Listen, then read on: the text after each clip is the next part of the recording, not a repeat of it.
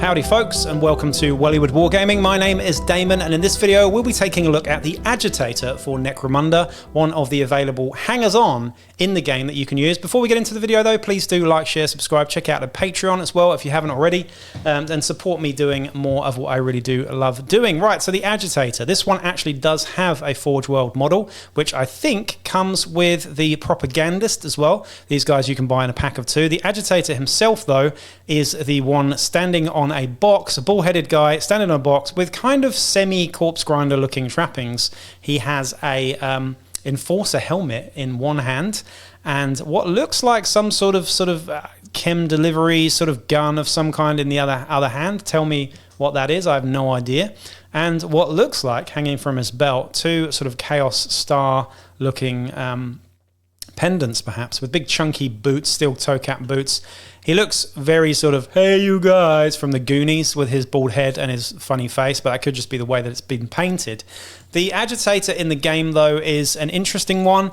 This guy is available for 30 credits and you can get only one of them in your gang. Let's look at the stats now though. The stats are movement 5, weapon skill and ballistic skill 4, strength and toughness 3, wounds 1, initiative 4, attacks 1, and the mental stats are leadership 6+, cool 7+, willpower 7+, and intelligence 8+. So a bit like a scummer with slightly better mental stats there. 30 credits this guy is. He comes with Inspirational, which is a leadership skill built in here. Inspirational is fairly crap. It means that if someone fails a cool test within 6 inches of you, you get to use your leadership check, which is a 6+ here, not too bad, for them to pass the check on their call. Bit of a mouthful there, but that's how it works. You've also got a las pistol or stub gun to choose from. And this guy is an outlaw agitator as well. So you cannot have this guy in a regular Necromunda gang. You've got to have him in an outlaw gang. The special rules though are as follows. The reason why you're going to take this guy in your gangs are because of this. A gang with an agitator can make bold claims about the prowess and righteousness over their enemies. Though such boasts are not without their dangers, in the pre-battle sequence a gang can declare they are using their agitator to spread the word of their impending victory. If they win the game, they gain an extra D3 reputation. If they lose the game, they must reduce their reputation by an additional 1. An agitator also improves recruitment for the gang. So when the gang rolls to see if they get a free fighter from a territory, such as those provided by a settlement, they may roll twice to choose the result they want. An agitator can only be hired by outlaw gangs there. We've also got additional optional rules here before I discuss that. War of Words. This one, they can perform a basic action if on the field. The agitator fires up their allies, extolling the glory that awaits them.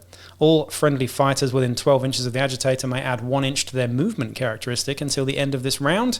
And the source for that, by the way, is in Apocrypha Necromunda, Twins of the Two Tunnels, which I think is the one with the Gunk brother and sister in it. Correct me if I'm wrong there.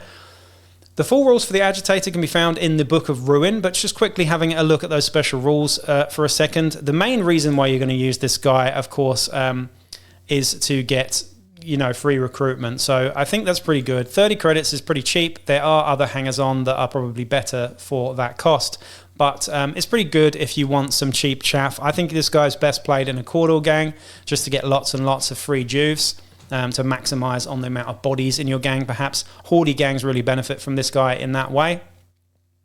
The rep thing isn't necessarily, it depends on your campaign and how important rep is for you, but rep can be very important depending on the sort of setup that you've gone for, so it is quite a good one. Of course there is a downside to it as well, but getting an extra D3 and losing just 1, the downsides aren't nearly as good as the good sides, so it's pretty good.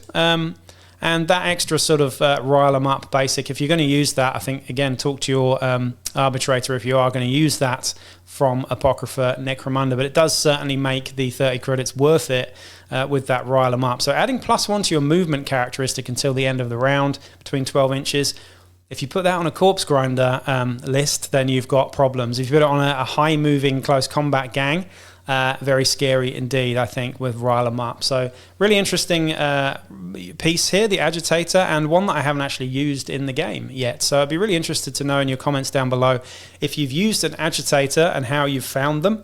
Please do let me know. Otherwise, I'll be back with another video really soon. Peace out.